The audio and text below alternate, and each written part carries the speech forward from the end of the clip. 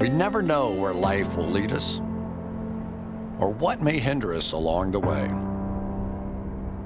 But while every day can feel like one big question mark, it doesn't have to. With the right insights, strategies, and solutions from Western and Southern Financial Group, together we can look ahead to leave the unknown behind. What's Pro Football Focus doing? Last week they had Brady. This week they got Brady. We're literally doing it differently from everybody else. As a matter of fact, moving forward from this point on, I will not make reference to PFF. Do you not understand that they are that way because you're Joe Flacco? And you just like to discredit things that people deserve credit for. That you can't possibly be expected to defend that. Talk about the game, Sam. So who cares about what people think about us? Yeah, I like football season, all the things that go with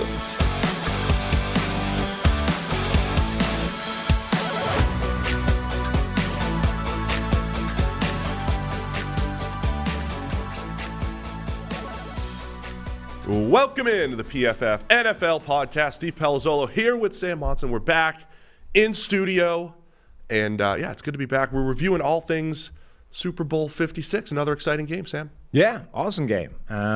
Actually, some wild stuff in that game. Fascinating storylines left and right.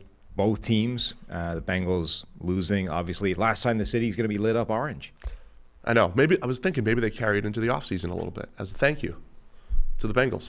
Seems unlikely. It does seem unlikely. There's no parade. No. So I can't take the kids That's to a real bummer. It was going to go like right by the office. Yeah. We were going to be able to use the rooftop. The terrace? Yeah. Yeah. Not anymore. Yes. Unless they have, that's possible, right? They have like a thank you commiseration parade. I could easily see the Bengals playing a little having an AFC championship parade. Like, the bus is already paid for. Yeah. How's the traffic going to be in LA for their parade? Pretty bad. Yeah. Pretty bad if being there is any indication. Well, congrats to the Los Angeles Rams. Congrats to Zach Robinson getting a Super Bowl ring. Former PFF employee now has himself a Super Bowl ring. Yeah. Used to work for me. Look at him. Yeah. Look at him now. Used to be on the podcast. He was right here on this channel, breaking down Sean McVay's offense. You go back far enough in the PFF NFL Podcast archives, you'll find Zach Robinson. We had our own, day of the podcast where him and I we called it the Big Time Throwcast, which I still believe is a great name. No, it's not. But, Zach and I used to break down quarterbacks every week. And I'm pretty sure if you go back into the YouTube archives, the reason why he got his job at the Rams, he did this video breakdown on McVay's offense. And he was like, look, to take this to the next level, all you have to do is hire me. We'll trade for Matthew Stafford, right? Maybe grab OBJ, and we'll bring this thing home. Laid it all out. I'm pretty sure that is the actual game plan that Zach laid out. There was a Super Bowl ad on yesterday with Idris Elba that was, booking.com or something. And like the gist of the ad was like, we're amazing at what we do. We are terrible at naming things. It reminded me a lot of you. Thank you. The big time forecast, big time throwcast. Don't mix it up. It's not the big time throwcast. That was big time such a terrible throwcast. name. I think my wife, by the way, Kelly, came up with the forecast name. Okay, well that's a lot better than the big time throwcast. Oh yeah, she's better than me at a lot of things. So not all that surprising. So we're gonna go through the game, and then we're gonna talk some QB carousel. It is amazing to me, Sam, that given our 15 hours of podcasting that we do every single week, we haven't even touched on the Kyler Murray Instagram drama. Yes. Or the Carson Wentz, kind of news that as of today, you might get traded. Do we have like a Gen Z child coming on to translate this for us, or have we got to do this by ourselves? No, we're gonna navigate the Insta news ourselves. So, okay. All I know is we may or may not have a coworker here who has had his relationship status not just change, but like literally had the transaction of girlfriend to no girlfriend occur in his Insta DMs. So perhaps we should get that person on here at some point to help, but we're navigating this ourselves this morning. All right. No one else is going to do this. No other Gen Xers or whatever we are. Zennials. Yeah. No other Zennials are going to try to handle this. Great. I can only go well.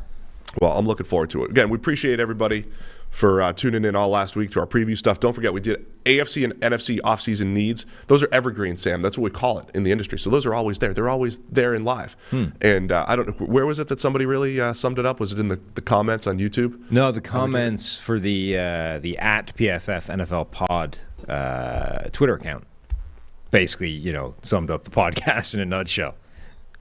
Yeah, get some receivers, get some offensive linemen. Nobody needs a running back. Next team. This guy, Ledger Status. I love the PFF NFL Pod Need Show. Well, Steve, they need a quarterback, receivers, and maybe some offensive line. But Sam, we know one thing no team needs, a running back. Repeat times 32.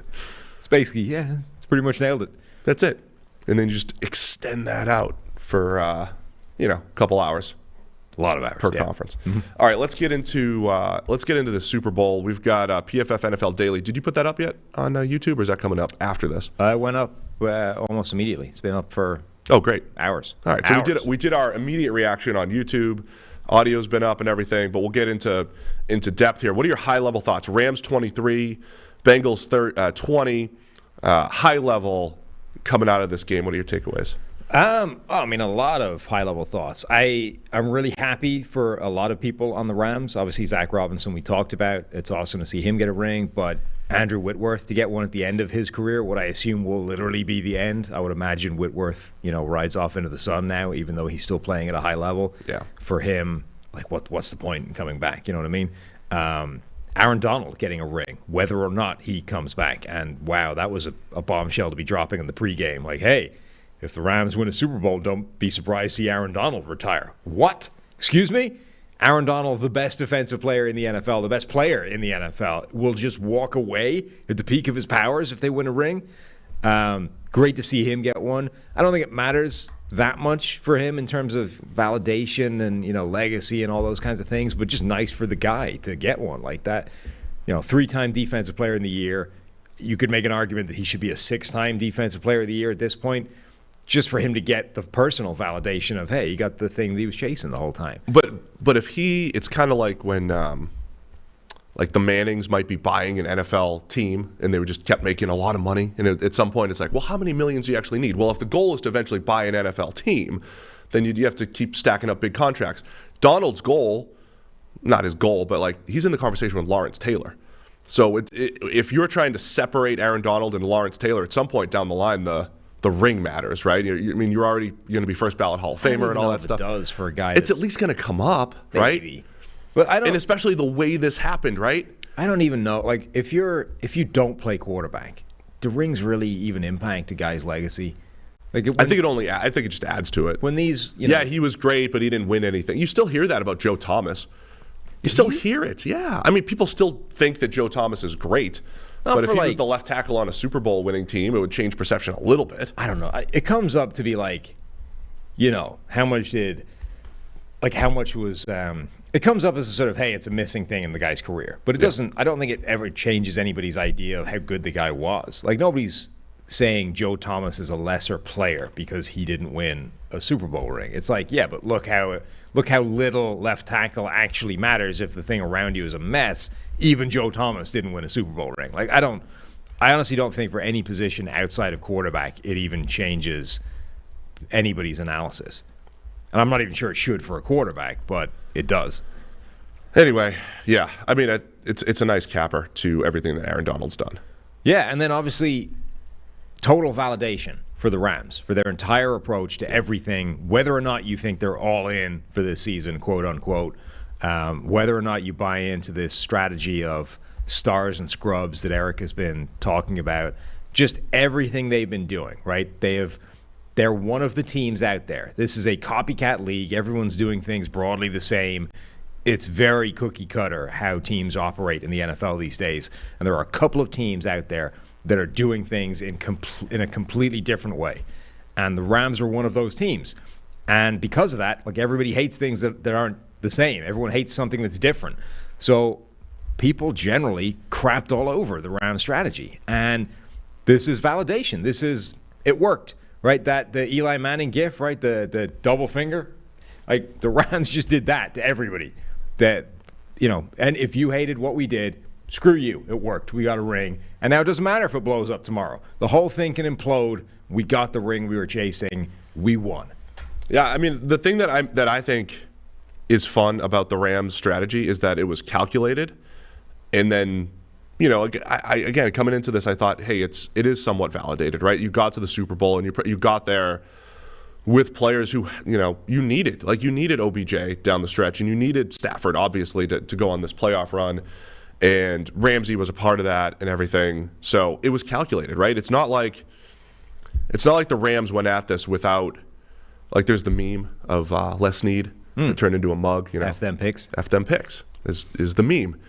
It's funny, but they were literally calculating this stuff, right? Like, what is the calculation? What's the math? What's the upside of Stafford plus Ramsey? And obviously all these moves are in isolation and through multiple years, but it was researching what late first round picks do and taking that chance that we're going to be always drafting in the late first round and all that stuff. So we'll have plenty of time to talk about our team's going to replicate this, or our team's on the other end of it going to benefit from it, right? There's 3 or 4 more teams that think they're close and keep doing it. I mean, the Chiefs kind of did it last year, going to get Orlando Brown. They didn't do it every year, but if more teams are willing to trade their late first rounders for players, some other team who needs a lot of talent is going to benefit from that too. And look, I differ from you in that I think it needed this win to validate everything they did. I think if they'd lost in the Super Bowl again, it wouldn't have been a success. The strategy, the plan of build everything for this one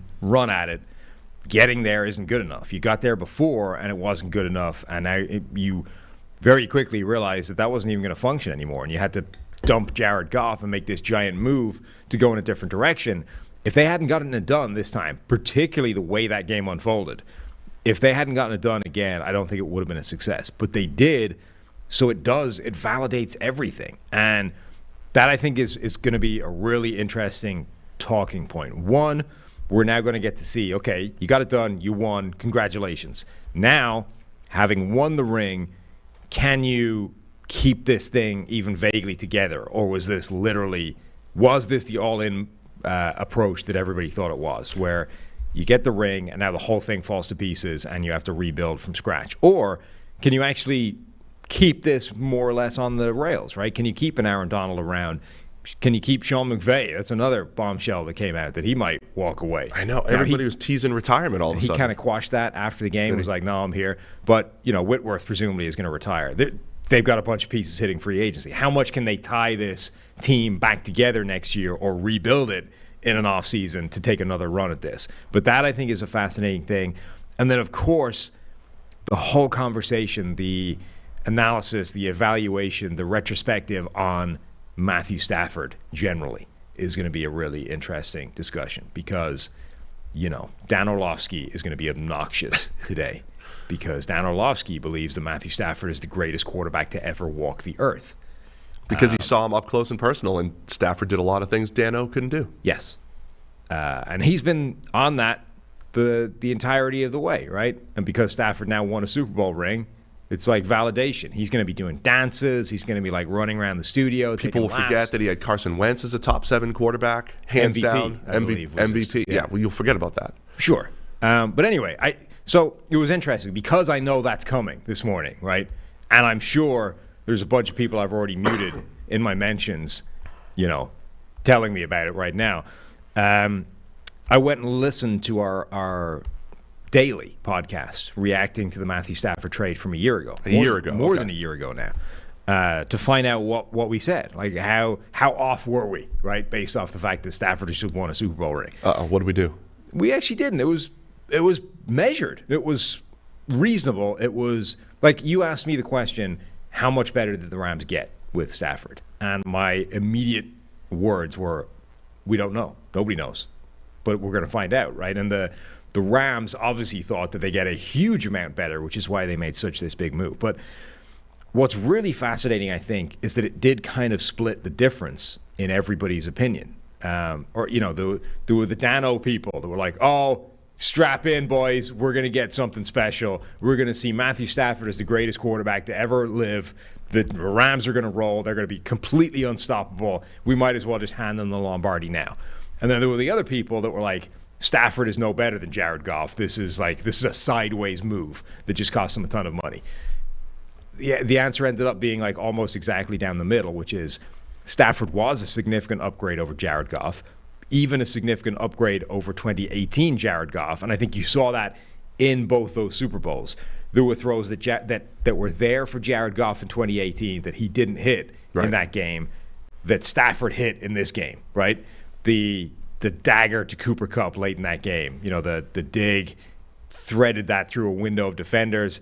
That's a throw Jared Goff almost certainly isn't making, and was a throw Matthew Stafford needed to make for them to win this game. That throw, I mean, it obviously it's boiling this down to way too simple a thing to be like, hey, that one throw, that's why you make this move. But you can kind of do that, right? Like that one throw illustrates the reason they went and made that move. That's a throw that Stafford makes, Goff doesn't, and that's genuinely the difference between getting a ring and not. But that was a pretty consistent theme throughout the game too. I was getting the feeling throughout this game as the Bengals took the lead, and it looked like they had the momentum. Now, I mean, the game had started to swing in their favor from a score standpoint. That's the most important thing, not the momentum.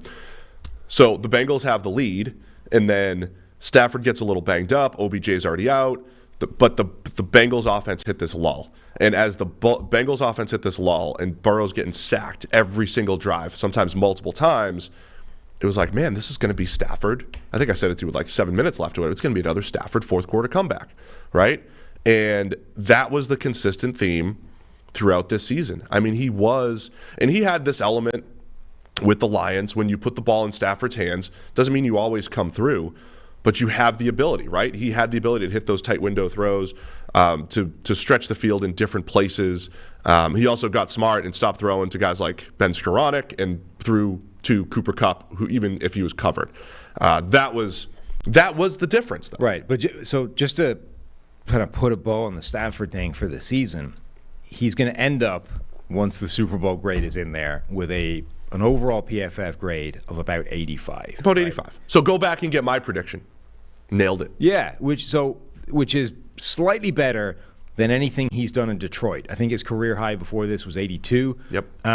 And the difference between the 82 and the 85 is almost 100% the playoffs, right? Yeah. So during the regular season, his grade was actually slightly lower than his peak grades in Detroit. The results were better because the Rams have a better offense. They have Sean McVay, all those kinds of things. So what we saw is Stafford didn't change. Stafford was the same guy he's always been in Detroit. The results are better because Stafford plus the Rams is greater than Stafford plus Detroit. And then what we saw is the capacity to do what he just did, which is be better in the playoffs, improve, go on a run where he doesn't pitch the ball to the defense 3 times a game. And if he does that for 3 straight games, the Rams progress and win playoff games and end up with a championship. So the Rams got validated. This was the playoff run was exactly what they bought into. The capacity for Matthew Stafford to elevate his game and do things that Jared Goff simply was not capable of doing. But the overall net of this, which is it's kind of like what the Vikings bought into with Kirk Cousins when they signed him, which is this is a guy that's capable of doing something that the current guys we have are not, right? And if everything else stays the same, he could go on a run, and that's what will take us over the edge. They basically got that, which is the team is still good enough. And if Stafford catches fire at the right time, we go on a run and we win a championship. That's what they ended up with. So this, I don't think the people that thought that Stafford plus the Rams equals just unstoppable awesomeness start to finish, I think were wrong. The people that thought that Stafford is not an upgrade over Jared Goff at all were wrong. The answer lay somewhere in the middle, which is Stafford's upgrade was enough, if things fall in the right way, for him to be a big part of winning this team a championship. The PFF NFL Podcast is sponsored by Western and Southern Financial Group. While you focus on roster moves, Western and Southern helps advance your money moves. Buying your first home, planning to start a family, wondering how to make your money grow?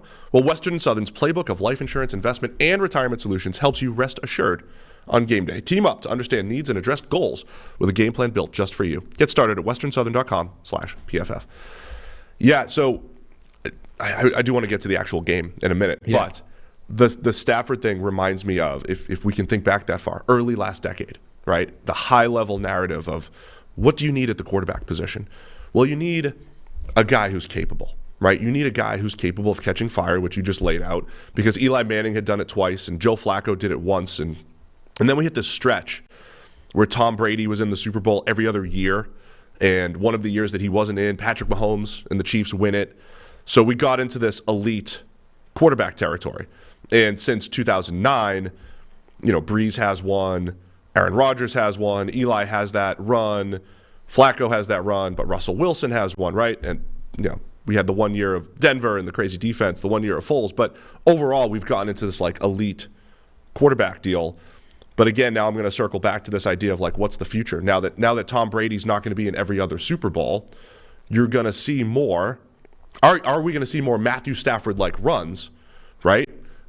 Trey Lance is going to go on, whoever is capable of that high-end play, or do we start to get back into the Chiefs and Mahomes and the Bengals and Burrow and Josh Allen and the Bills they're going to be there every year. That next tier of elite quarterbacks are going to be there every year. I don't think we're going to see, someone like Brady being in the Super Bowl every year. So you're going to get more Stafford-like runs. So does that pivot the strategy back to give me the high end and capable? And we're going to talk Carson Wentz at the end of this show. We're going to talk a little QB carousel and all that stuff, and the process that the Colts went through, because it was I think, were they in on Stafford last year?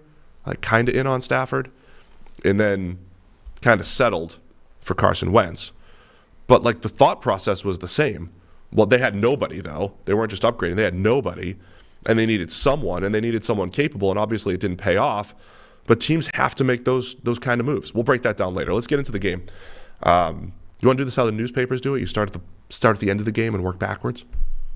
That's how a newspaper does it? Yeah, they go with it was a game-winning touchdown, and then it's oh, by the way, in the first quarter, OBJ had a touchdown. Nobody even knows what a newspaper is anymore. What do you? Yeah, I used to you read it. I almost bought the Inquirer since Cincinnati yesterday, just for the souvenir, the history. Well, to teach Harry, frame it, to teach my 6-year-old. This is what people used to do. They used to get the crappy paper where they got ink all over your fingers, and they used to sit here and read things. Yeah, and he's like, "Why didn't you just look at your phone?" Yeah. Well, because he's always trying to steal my iPad and be like, "Daddy, the Bengals have 13 wins," and he's looking at all the teams. I'm like, well, I want to give him the newspaper to read instead. And he's like, "Where do I find that information here? Why does it not?" And it's not as easy because he can't read completely yet, right? So they got no logos or anything like that. So one last point, by the way, to make with the Stafford thing is the Rams needed moves that happened after Stafford arrived for this to work, right? Remember, one of the issues with the Stafford thing was, remember that offense doesn't just need to get better from a year ago. It needs to get good enough that it offsets. I did it again. It needs to get good enough that it offsets whatever regression they're going to get on the defensive side of the ball. Get the camera off me. Right? With the number one defense in the NFL last year. Where are my cough buttons? Sorry to interrupt you. I'm sorry. I'm very unprofessional here. The number one defense in the NFL last year was going to get worse this year, and it did. So they needed to not just be a better offense this year, but be good enough that it offsets how much worse they're going to get on the defensive side of the ball. So suddenly the acquisitions of guys like Von Miller and then OBJ before he got hurt were big parts of this that were not there when people were making their initial Stafford analysis, right? So when you're when you're bringing up old takes, hey, you guys got it wrong. That's part of the equation here, is that things changed after Stafford arrived that made this possible. Anyway, the game. Sorry, and me choking. Really cool. Well, so I want to add to that too. This is why we're going to be here for 20 hours. I was talking to a former NFL executive, and he was using the term batting average for hitting on picks or hitting on decisions, right? And I think the Rams showed it's less about, because batting average is just how often do you hit, right? Do you know what slugging percentage is though? No, I don't want to. So better hits are worth more, doubles, triples, and home runs in slugging percentage, right? And slugging percentage is a better indicator of offensive performance in baseball. But I think slugging percentage is probably a better way of describing all of these moves, because if you hit on Stafford, it's a home run, Sam. If you hit on OBJ, it's not just a single, it's a double or a triple. If you hit on Von Miller, that's a home run, right? It's basically it's a whole bunch of high upside plays. And the value of Von Miller hitting in this stretch, which he did, might be the value of two players instead of just one. It's actually, the payout is just greater. And I think that's a huge part of the Rams strategy that obviously paid off as well. As we get into the game, you mentioned on the daily that the biggest turning point in the game was OBJ getting hurt. And right? Yeah. It absolutely was. He had slot fade for a touchdown early on. He had the deep crosser. I thought it was pretty clear that the Rams were going to feature Odell Beckham. They were going to feature him in the slot against Mike Hilton.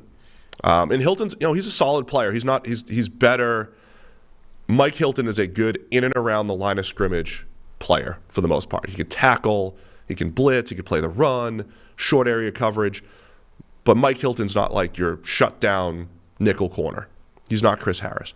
And I thought the Rams identified that, and that was going to be a big part of their game plan. And it was early on, and then OBJ gets hurt, and it was like those same routes were then going to Van Jefferson, or some of those targets were going to Ben Skoranek, who just, man, timing and ball skills for him are just off. And it really took away from the Rams. And I thought they were doing that in part because they thought the Bengals were going to have good answers for Cooper Kupp.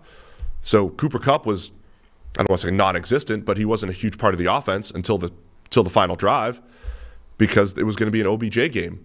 And then it turned into a Van Jefferson game. But that was a big part of why this game was close. If OBJ was out there, he was cooking, man. Yeah, I think if he'd stayed healthy for the game, the Rams might have won this reasonably handily. It was interesting because there was very defined things that needed to happen in this game that both teams had been working on like for 2 weeks, right?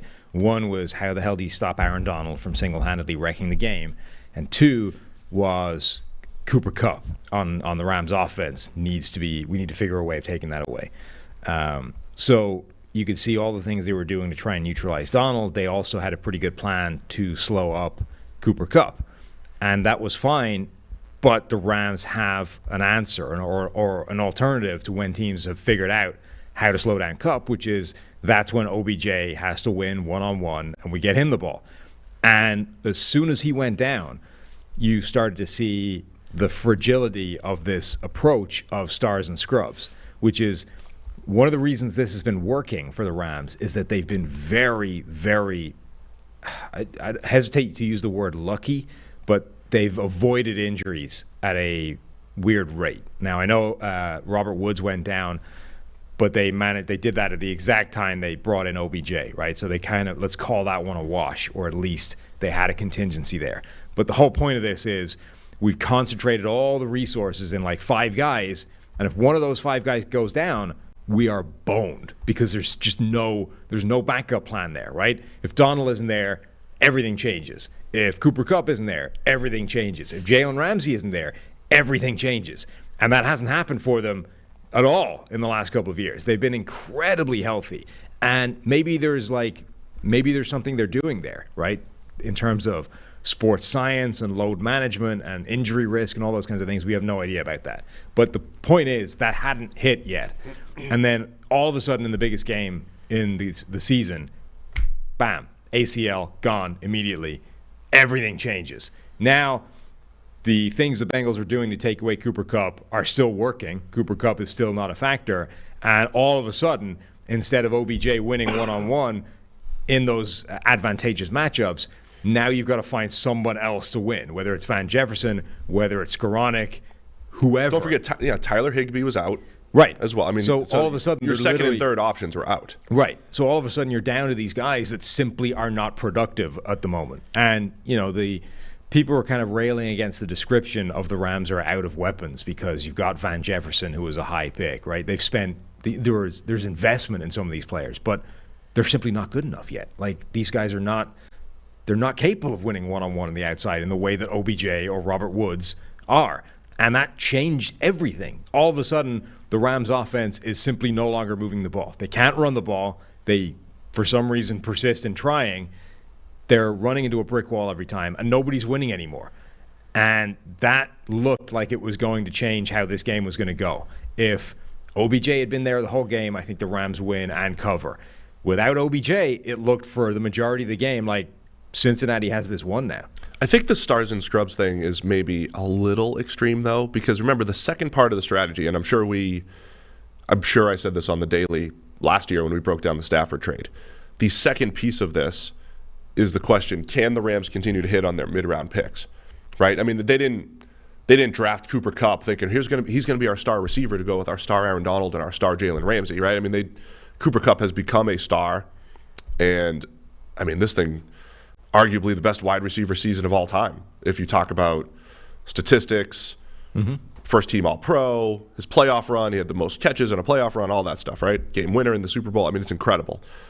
But they have multiple offensive linemen who were drafted, a guy like Austin Corbett that they took a shot on in year 3 in a trade with the Browns. I mean, they part of this strategy is assigning positional value, investing more at corner, receiver, pass rusher, and then filling in your, Ernest Jones at linebacker as a 3rd-round pick, and safety is this, revolving door of 6th-round picks and Eric Weddle off his Peloton or whatever. You know what I mean? Like it's a little stars and scrubs, but they're also hitting on a lot of those mid-round picks. I just wanted to say that's a part of it. To me, that's the biggest thing going forward, to see if they do try to get the band back together, can they keep hitting on their mid-round picks?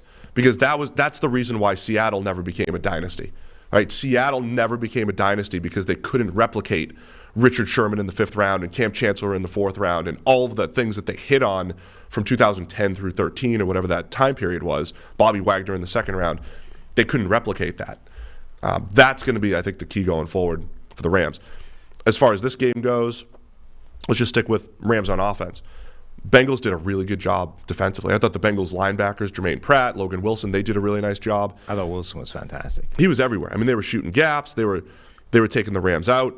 We had it was an interesting debate early. So if you listen to,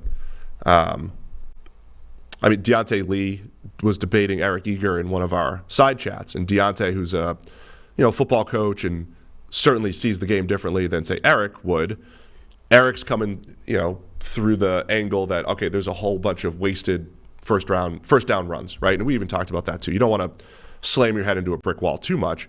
And Deontay was trying to make the point that a Shanahan type of offense is information gathering for play action, right? I mean, they're saying, how are you fitting against the run, against this formation and this look? And I think there's some truth to that, right? I mean, it's if you're saying, I want to know how their safeties are going to rotate because we're going to attack them later, it's less about running the ball to establish it or to, have success. And then this is why people say, well, success is overrated. Attempts are body blows, attempts.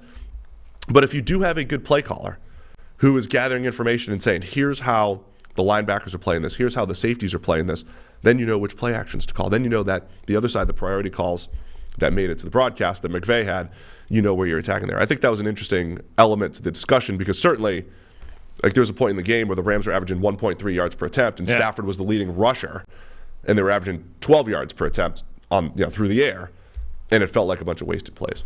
Yeah, and I think there's probably an argument that early in the game, it's worth doing. Like, it is information gathering. You are getting, but it kept going, right? And like later in the game, you're like, okay, what can you possibly be learning now that you didn't already know? Why are you still running them into a brick wall that isn't moving anywhere? And it was reaching the point where the Bengals simply knew what the Rams were doing, right? They knew that, when they do this, it's a run play, and we're just firing off and stuffing this thing. Yeah. Like, your tight ends are not capable of blocking our defensive ends, and we are going to kill your run every time you do it.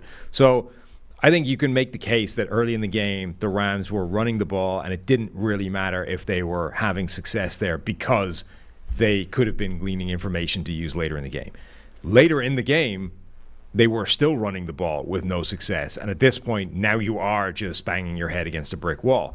And one of the underrated aspects of this game is that, like, Sean McVay's legacy, and look, the guy's 36 years old. He's the youngest head coach to ever win a Super Bowl. It's not like we are done, whatever happens. But the narrative on Sean McVay, I think, was balancing on a knife edge in this game. If he had gone 0-2 in Super Bowls, having had the game that he had in this game, which is, what the hell are you still doing running the ball into this brick wall?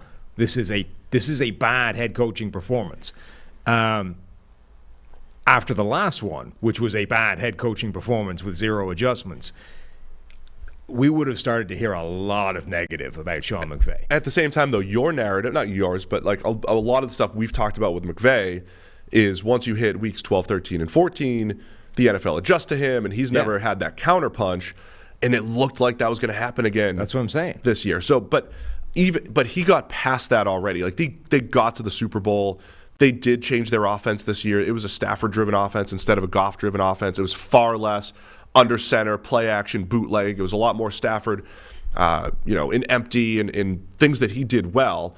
And I think that's where the Rams deserve a lot of credit for the Stafford move. They identified things Stafford does well, identified how to adjust their offense. It did look bleak at one point when they, lost to the Titans and lost to the Niners and, had some rough games down the stretch. But they did. And that's why back in March or whatever, or whenever he first got into the building, the vibes coming out of the Rams like, man, things are different. It's different with 9 around. We were hearing those rumblings behind the scenes, on air. They were saying that they felt like things were different. So I think McVay in the offense, even in yesterday's game, if there were too many runs or whatever, I think he handled that well as far as how they built their offense. I mean, I think McVay got lucky that this game ended the way it did. There's some luck involved too with the way the calls went. McVay's legacy. So remember, like this year, there was a brief period where people were giving Kyle Shanahan all kinds of crap, and it's like, is Kyle Shanahan actually any good? The 49ers are stumbling. Jimmy G's playing like crap. Maybe Kyle Shanahan isn't actually all that, right? That we would have heard that a lot about Sean McVay if this game had ended a different way. If Joe Burrow, if they'd held that final drive, Joe Burrow or he'd executed the win. But because it ends up going the other way, it's like, McVay's back to being boy wonder, completely validated, youngest head coach, winning head coach ever. Like, that's how it goes, right? Everything's going right. It's just amazing how much the narrative would have swung either way based off the final sort of few moments of this game. Few players I think are worth talking about. Eric Weddle. Eric Weddle had the green dot for this game, right? Which means you're the defensive play caller. Yep. Eric Weddle was sitting on his couch like 3 weeks ago. Sitting on his Peloton 3 weeks ago. He was at least working out. Maybe. I mean, he just said he was. Who knows if he was telling the truth? It's true. So to even have that responsibility for this game, I think was wild. Like, this is a guy that literally wasn't in the building just a few weeks ago and not even in the system before. Rocks back in, becomes an important part of the team in the playoff run, and then gets given the responsibility to call the defensive plays in the Super Bowl. That was wild. X's and O's genius. Passwords, not so much, but X's and O's genius. Then very early in the game, goes in on a tackle, immediately gets up, clutching, and it comes out that he ruptured his pec, right? And it looked bad right away. They strap him up, they send him back out there, and as people were saying, what does it matter to him, right? He's not going to need it tomorrow. This is it. It's this game or nothing, right? So he goes out there and plays a game, is still hitting with the gammy shoulder throughout the game.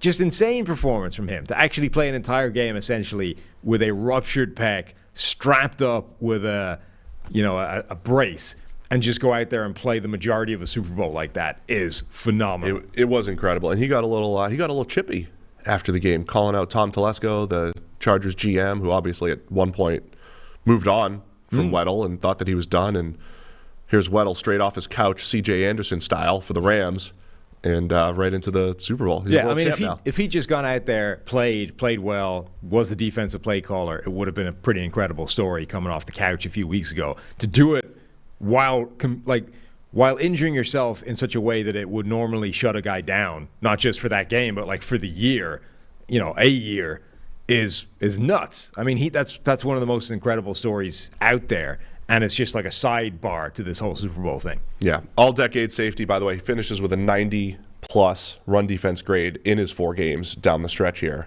Big part of the Niners win, and obviously, as you mentioned, big part of yesterday's win. Did you have someone else to highlight?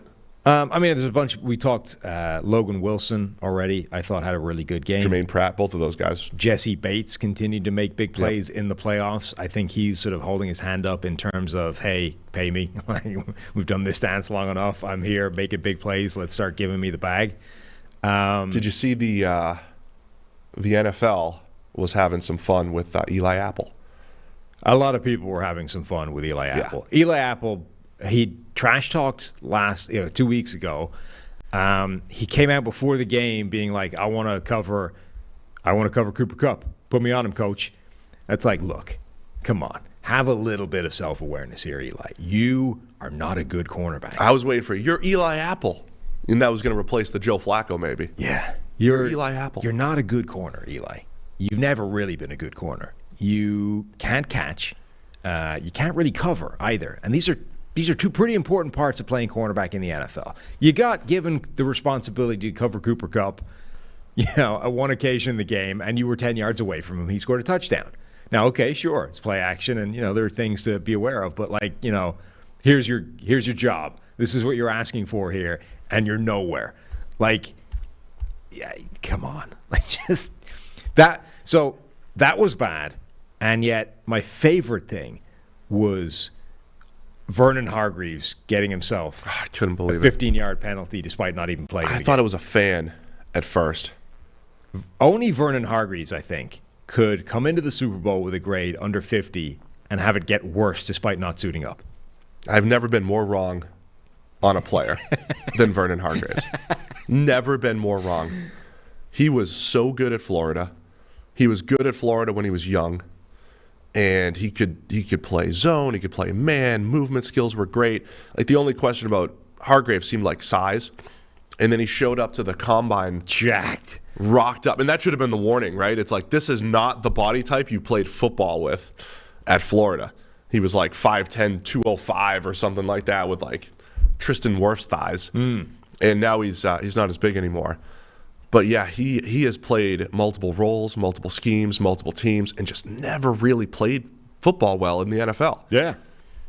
And then he goes to the Super Bowl and picks up there was a point in the game where that was the only penalty, was Vernon Hargreaves running into the end zone. Yeah. It's it's okay, Vernon, you can't hurt us today. You're not suiting up. The guess again, sir. Yeah. Touche. Runs coaches. out there with his slides on, celebrating with the hoodie, and it's 15-yard penalty. Oh man, I thought it was just like a worker for the team that had his Bengals gear on that just got really excited about the end zone interception. So that cost 15 yards. Yep. So Rams offensively banging their head against the wall with the run game. They did hit some shots off play action. You saw the first touchdown was Stafford to OBJ. The second touchdown was to Cooper Kupp. Eli Apple bites on play action. Cooper Kupp's open in the end zone. So the Bengals defense generally, I think, had a very good game plan, right? They were doing the correct thing in terms of at least forcing them to go to somebody other than Cooper Kupp.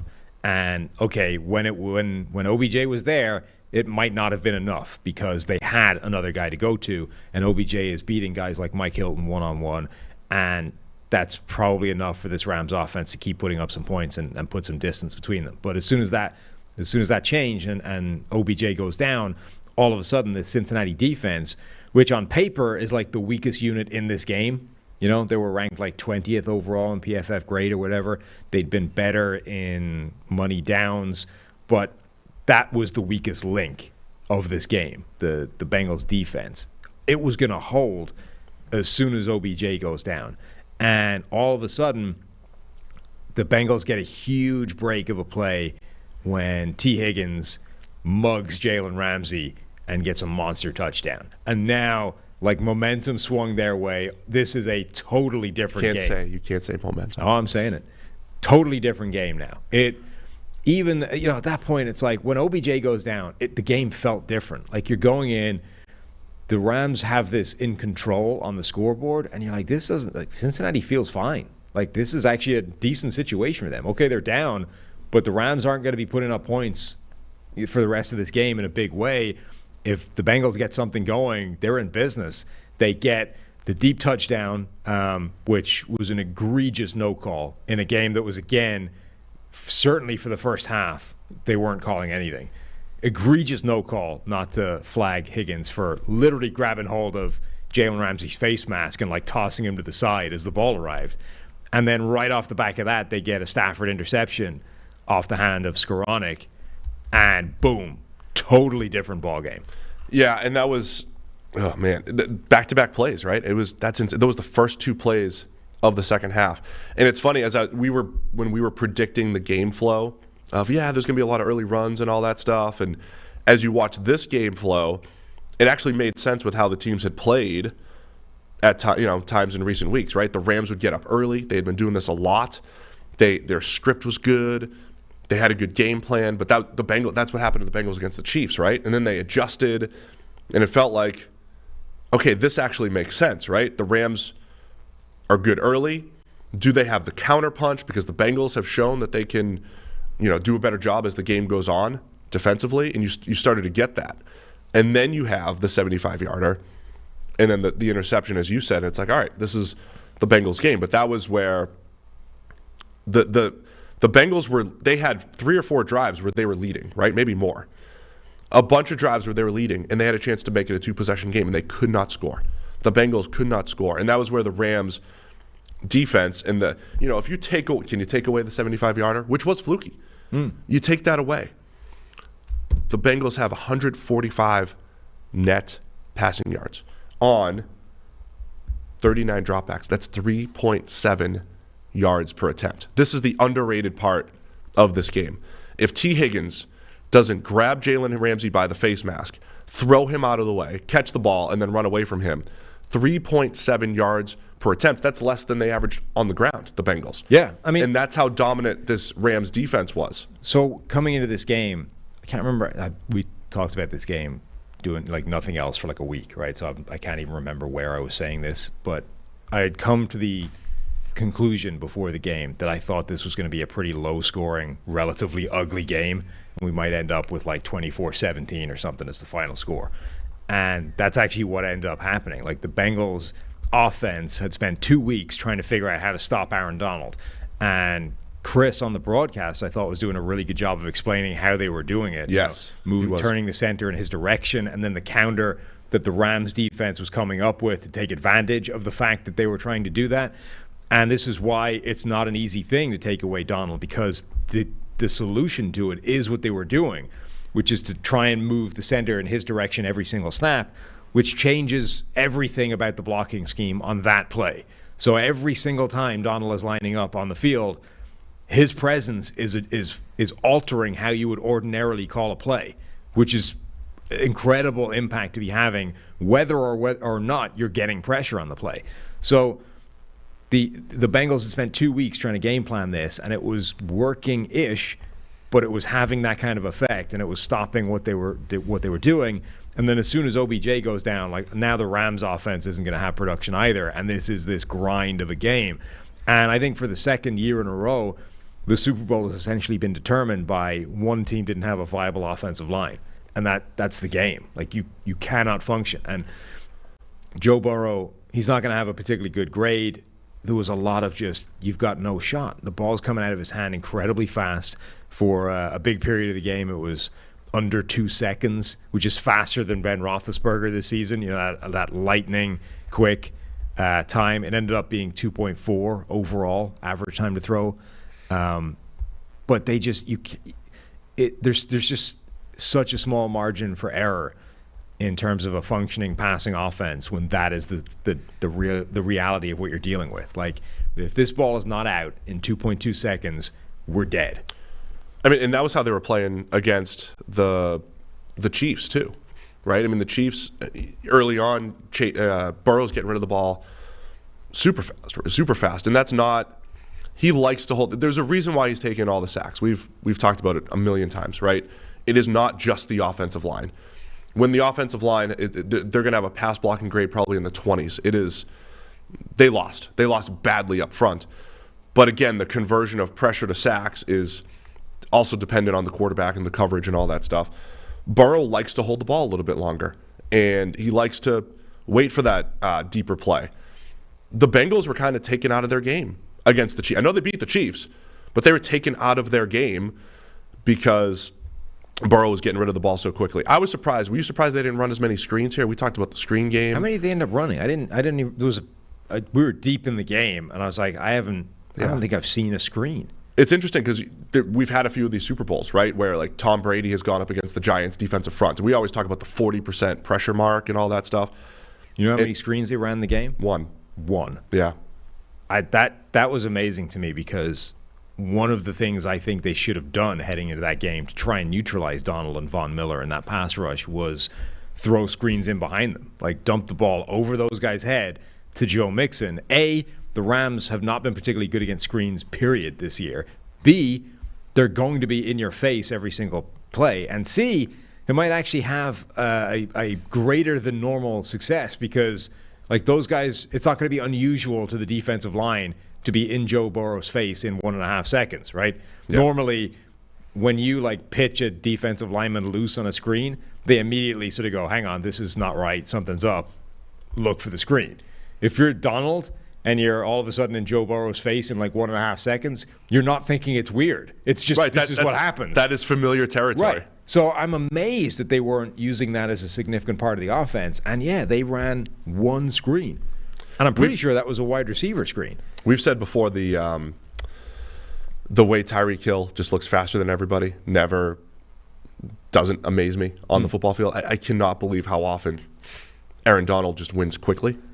You know, how often he is just even with the guard less than 2 seconds into the play. I mean, so it's not going to be his best grade in the world, but given the impact that Donald was having in terms of changing the Bengals play call every single snap, this was an absolutely phenomenal game to watch from Aaron Donald. It's very fitting that the last drive was essentially decided by Aaron Donald, right? The Bengals, Joe Burrow's got the ball with his hands, 90 seconds, more than that, a little bit more than 90 seconds to work. Like, this is your moment. This is your Joe Cool, your Joe Montana drive. This is it.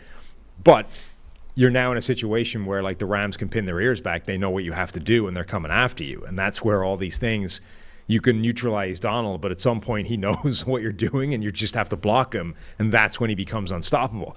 And then 3rd and 4th down, Donald makes the play. 3rd and 1, they run. Questionable call, sure, but Donald beats his guy one-on-one, stones the running back, and just stops that play dead. Boom. 4th and 1, Donald beats his guy immediately, gets around, is attacking Burrow, and Burrow can't get the ball to his receiver. So Donald makes back-to-back plays where he ends the game. Really fitting. But you're watching this game, and that guy's strength is just otherworldly. And remember, this is relative to dudes that are like the strongest, most incredible professional athletes in the world, right? The most impressive play I saw Donald make was stopping Joe Mixon, who is like, Joe Mixon's like 220, right? Joe Mixon weighs, 220 pounds. He's 6'1", 220 pounds. They're running an outside zone to the left, and Mixon has a head of steam running at a gap that looks pretty good. Donald hits him with one hand. He's, working his way down the line, trying to get around the guard, gets one hand on Joe Mixon, and stops him like a brick wall. That's ridiculous. Like, you hear all the time about running back, you can't tackle that guy with an arm. Yeah. That guy, arm tackle, he's going to run right through it. Donald gets one hand on Mixon and stops him instantly. And the only reason he had one hand is because the other hand is taking a 335-pound guard and putting him on roller skates in that direction. Donald is working back across a shade of a guard and is with one hand moving that guy at a rate of knots down the line, and with the other hand stops a 220-pound guy like he was, a 17-pound, like nothing, like he was a 7-year-old. Just stopped him dead. That is ridiculous, like absolutely mind-blowing. I don't know how many other players in the NFL could even hope to make that play, but you look at that and you're like, this is absolutely unbelievable what we are watching from this guy. And if he retires, like, it's sad because this is incredible He stuff. won't retire. He'll come back. Do you know, I didn't realize somebody on Twitter sent me Mitchell Schwartz's screenshot. Donald lined up offsides on 4th and 1. Okay. Mitchell would never alter that or anything. So I mean, look, the officials late in the game, let's talk in a minute, didn't have the best performance. Because today's Happy Valentine's Day, by the way. Thanks. Rose, this is the last time I'm going to say this. So let's just make it good. It's Valentine's Day. Yeah. Where are you going with that? Manscaped. I think you could still get the great deal. Roses are red, violets are blue. Don't let a wild pube wreck you. It's the last time we get to do this. Okay. Valentine's Day is not right around the corner. It's today. Our sponsors at Manscaped are here for you with the best tools to get your balls ready for the special occasion today. A little last minute, but You can still make this happen. Valentine's Day, it's the time to join 4 million men worldwide who trust Manscaped, the leaders in below-the-belt grooming. With our exclusive offer, go to manscaped.com, use the promo code PFF for 20% off plus free shipping. That's it.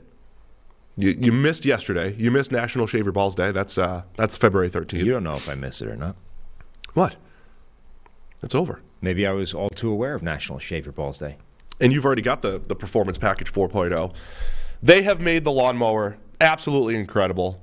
That's all part of the Performance Package 4.0. That's what you get with your 20% off plus free shipping. Manscaped's created products for days like this right here on Valentine's Day. So you get your 20% off, free shipping with the code PFF at manscaped.com. That's 20% off with free shipping. Manscaped.com. Use the promo code PFF. Join Cupid and shoot your arrow with Manscaped this Valentine's Day. All right, what do you want to say? Where were you going? I think I was done, wasn't I? Were you time for the refs? Oh, yeah. So I just late in the game, the refs had a stinker. Yeah. Generally. I mean, look. I hated the fact, listen, I hate the fact when you can go back to 3 or 4 massive swings that are just blatantly bad. And this is for both teams. When I pointed out the T. Higgins thing, I mean, that's a 75-yard touchdown. Again, outside of that play, the Bengals averaged 3.7 yards per dropback. And look, that was so obvious. So it's a really blatant call. That being said, you can kind of see based off where the official is relative to how that you can see how you would miss it live, right? My point about this, though, is that we are in the Super Bowl. We have an unimaginable array of cameras and replays and instant access to seeing very quickly that you screwed that up. And they now have a connection, a direct line between a dude with all those monitors and the main official, right? Yeah. Now, technically, they can't do that because pass interference and all that kind of stuff, it's not a reviewable play. But here's where I think, in the biggest game in the world, with 200 million people watching this thing in the country, they should just get in the guy's ear and say, throw a flag. Just throw it. Throw the flag. You don't even, we can pick it up. Like, it doesn't, you're not bound to this, right? Just put the yellow laundry on the field and give us 30 seconds to talk this through. And if we decide, you know what, that's not egregious enough, we'll just let it go. Fine, we can pick up the flag and say there's no foul in the play, blah, blah, right? But they now have the ability for a guy to get in that ref's ear immediately and say, just put a yellow flag on the field so we can talk this through. And then, look at the replay and go, dude, you have to, we can't, this is so bad, we can't let the game change on this. And just fix it quietly, just sort it out. If the NFL if the NFL really wanted to staff up, they could have a second entire ref crew. I mean, look, this is watching the video live. Other sports do this, right? This is rugby's TMO. This is the Sky Judge, right? This is what this guy is there for. But you could have 5 Sky Judges if you want. Right, but whatever. Let's put aside for a moment the fact that, in a proper sport or a decent system, there would be a guy whose job this is generally to just look at that and go, guys, you screwed up the call, buzz, throw a flag, penalty, doesn't count, right? The NFL doesn't have that. And let's, for a minute, say that that's fine and that's the way it works. But in the biggest game of the year, you still have the ability to kind of fudge it, and say, look, technically speaking, this is not within the rules. But what is the better scenario here? That we kind of fudge the system and throw a flag and fix an obviously bad play, or we let a Super Bowl and therefore a season hinge on this blown call that we just made in the biggest game of the year? I would be of the opinion that you should fudge that and just throw a damn flag, regardless of how you came to the conclusion that you screwed it up. So the other point that you've made, right? There's something about the strategy, and again, baseball deals with this with, say, umpires, right? You change your game based off what you know is being called and how it's being called. So early in the game, nothing's being called. Yeah, prison rules again. Which was one of the championship games was like that as well, right? Where it became very clear. Well, this was Bengals Chiefs, right? They didn't know part of the Bengals adjustment. What did they do schematically? Well, they got more physical with the Chiefs because they knew they could get away with stuff. Right. This often happens in the playoffs. That's the other issue, too, by the way. The fact that refs have different rules for the first 18 games. I'm kind of okay with that. I think that actually makes some sense, right? Let's call this the way it's supposed to be called in the regular season. But the second we get to the postseason, you don't want the officials to be the reason the games are being decided. So let's kind of back off, right? And everybody knows that. And then it's on, the onus is on the teams to find where that line is, right? It's different to where it is in the regular season, so figure it out on the fly. I don't hate that as a thing. But what I do hate is if you're going to do that and you're going to back off and be like, we're not calling this. Come on. It's prison rules coverage. Yeah. Okay. We've both contributed to the baseball versus rugby counter today. That's all right. I'm still well in the lead. But if you're going to do that, you have to call it consistently because otherwise you break the game. What they did in this game is they backed off and then we're not calling anything. We're going to let them play, hashtag. And then randomly they just spasmed and went, actually, now we're throwing flags on anything. So you go the entire game not calling these things, including an egregious no call on the T. Higgins thing. And then you flag Logan Wilson for perfect coverage just for no reason. Like it's simply not, it's probably not a penalty in any game. And it certainly isn't a penalty relative to the things that you've been letting go in this game. Like, just stop. The Logan Wilson one, the Bengals would have been one play away. Yeah, that was a third down stop. Third down and goal from about the 9, was it? Third and goal, Logan Wilson. It wasn't interference. It wasn't a tug. It wasn't anything, really. It was good coverage. It was. So, look. And by the way, on the same play, they missed a blatant false start. Like a blatant false start. Not even a marginal one. Not a, okay, I can see a really bad false start. I thought the hit to and then there was the other play on the Rams' final drive. They get a holding penalty.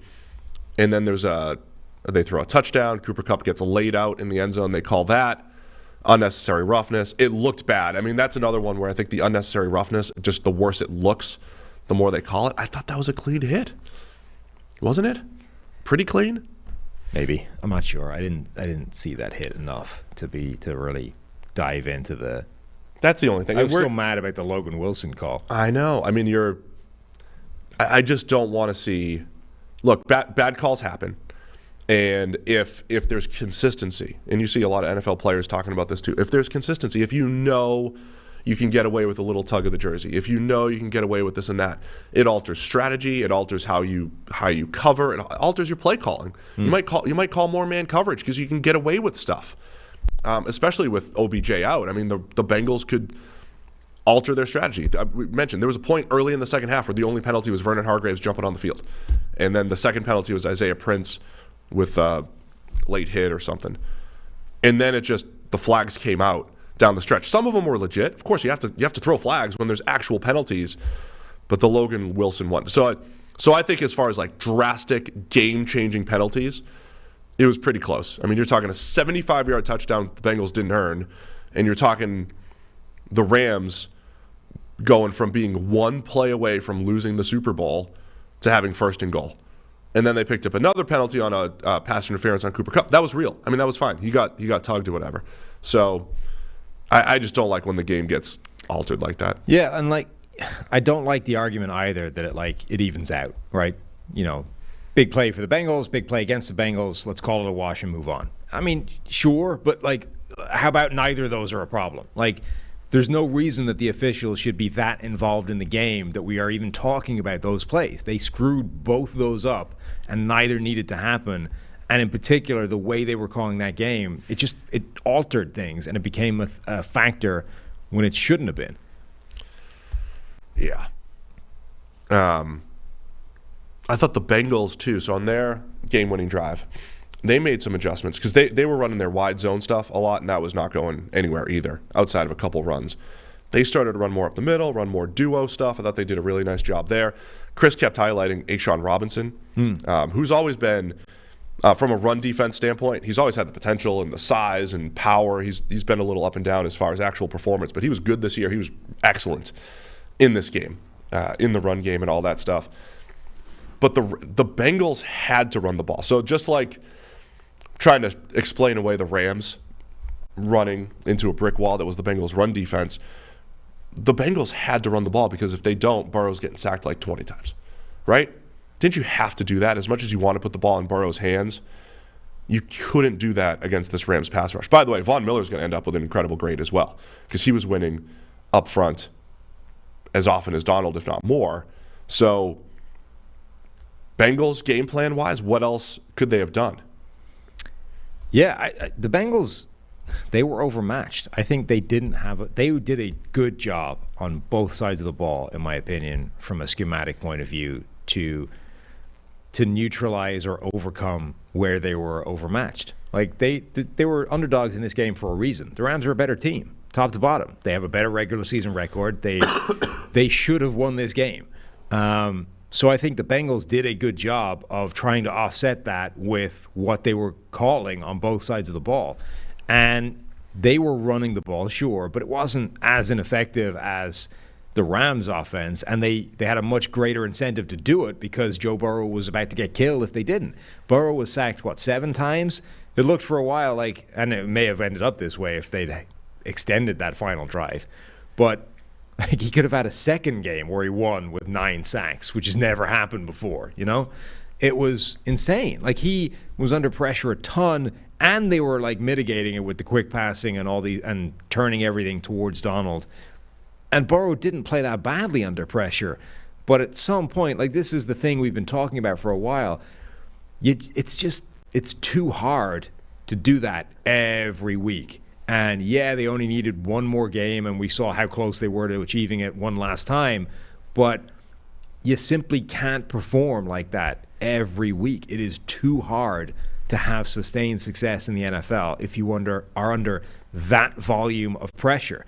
Burrow had 42 dropbacks, including nullified plays, and was under pressure 18 times. Like it's too high a percentage. And that, remember, that's offset by a lot of this quick passing. All of the quick passing. And all the things they were doing to take it away. If they had just dropped back and played their normal passing offense, Burrow would have been under pressure like 55, 60% of the time, which is just dead. It's just not non-viable, completely non-viable. So for them to get that number as low as it was and to have the kind of success that they did have, even if 75 yards of it was essentially fake, I think is still a good coaching performance from Cincinnati.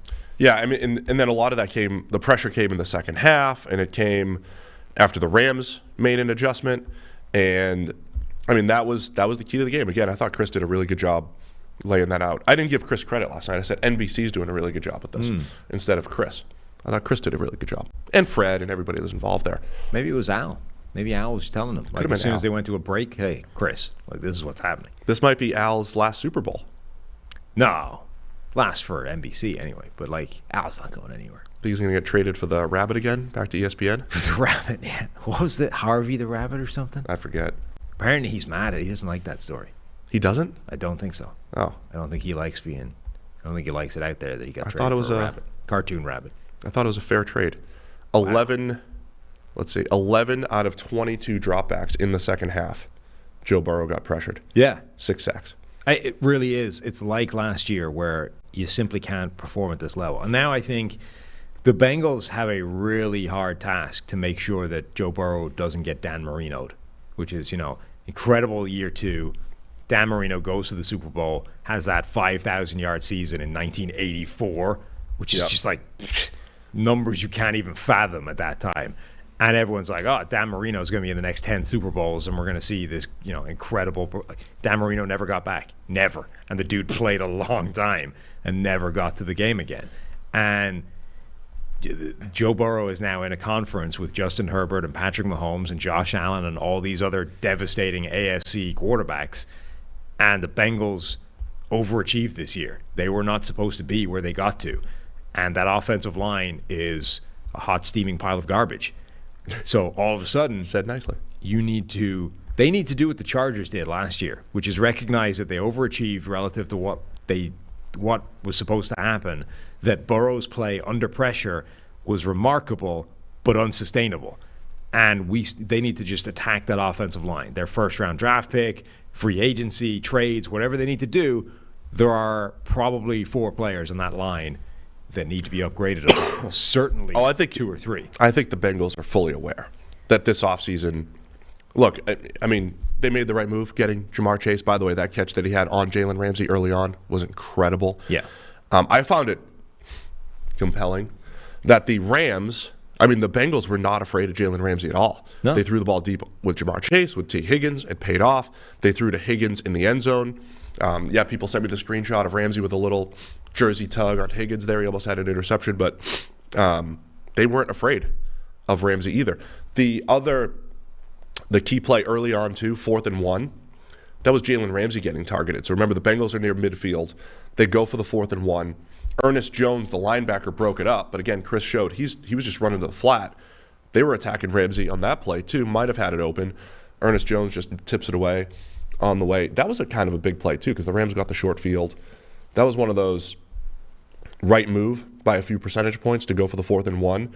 But when you don't get it, the Rams that was their first touchdown. I think that was another encouraging sign for their coaching performance, that they were going for those 4th and 1 calls, knowing that they were the underdogs and they had to get plays like that. Have you seen, by the way, the Onion sticking the boot in to Cincinnati? No, what'd they say? The Onion. Cincinnati residents take solace after loss in city's lack of culture, terrible food, stupid name, boring downtown.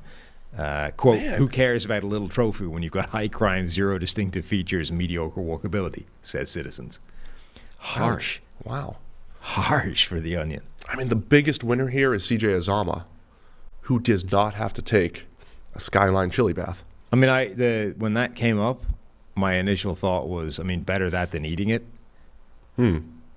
Better that than mayo, too? I would rather bathe in a vat of Skyline chili than eat Skyline chili.